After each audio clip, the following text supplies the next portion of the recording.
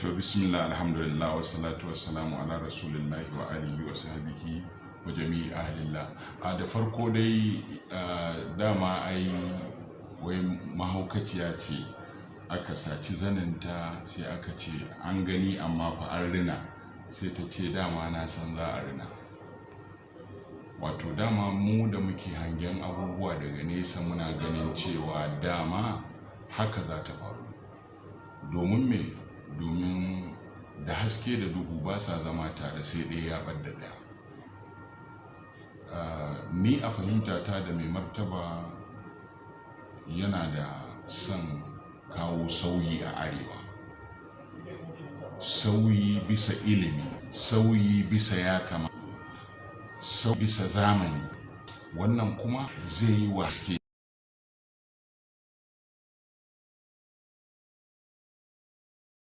yana da ilimi bangare biyu. To wayewarsa da kwarewarsa da iliminsa na addini zai sa ya kalli duniya bayan da saura suke kallo ba, kuma Allah bai yi shi wanda zai rufe bakinsa ya yi shuru yana ganin abu na tafiya ba daidai bai munafunci al'umma. To wannan shine ɗaya daga cikin abubuwan da ya jawo masa wannan abu. Duk da cewa akwai abu na siyasa wanda mu bamu fahimce shi ba, tunda mu ba 'yan siyasa ba ne, amma mu damuwarmu shine darajar masarautar Kano. To akramakallah, wasu suna ganin ma ai kamar ya cika ma zakaɗi, wai ya kamata ya yi shiru da bakinsa kan abubuwan da suke faruwa a arewa. To ai su irin mahangar su kenan, ganin su so ake kowa ya zama sakarai, wawa, munafiki wanda baya magana. Ya Allah zai baka ilimi na addini da na duniya, sannan ya baka matsayi a cikin al'umma, sannan ka yi shiru. Me yasa lokacin da ya ce a waccan gwamnatin an yi walawala, an yi badakala ta biliyoyin kuɗi, ba a ce ya cika surutu ba? Yanzu ne aka san ya cika surutu?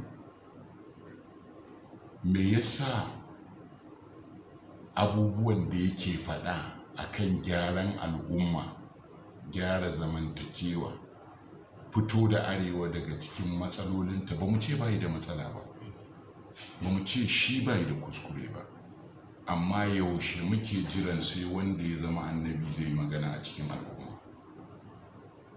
Yaushe muke jiran kuma mu ce wai al'umma don ka hau wani matsayi ka yi shiru? Me yasa ake ta kashe mu a banza? Ba don kowa yana yin shiru ba ne? Inda ana magana akan abubuwan mu, ba za mu zama halin da muke ciki ba. Muna goyon bayan duk wani wanda Allah ya bashi ilimi a arewa ya buɗe baki ya faɗi mai fahimtarsa menene zai kawo gyara a fahimtarsa. Wannan fahimtar tasa ƙila ita ce gyara. Haka a yanzu ma muna ba shi shawaran kar ya yi shiru, yanzu ne zai magana. To malam, daga ƙarshe menene saƙonka ga al'ummar Najeriya, musamman mu 'yan arewa? Na farko mu yi haƙuri, kuma mu nemi ilimi, sannan mu gane meye matsalolinmu a arewa. Wayannan abubuwa duk da suka faru, in ka lura da kyau, rusa arewa ake yi. Domin ba a taɓa yin kaje ka gaya wa duk ɗan arewa ka ce ni na faɗa. Ba a taɓa yin lokacin da ɗan arewa ya zama wulaƙantacce mara daraja kamar wannan karan ba.